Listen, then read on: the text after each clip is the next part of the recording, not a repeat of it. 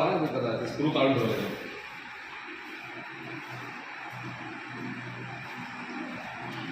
तिथे पण दरवाजा आहे. येऊ का वाशरूम दोन लाईटला बीचवर लाईट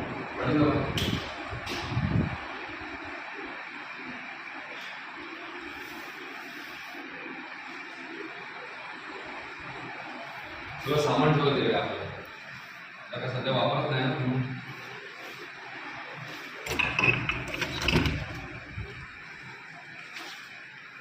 टेरेसवर पण जावा.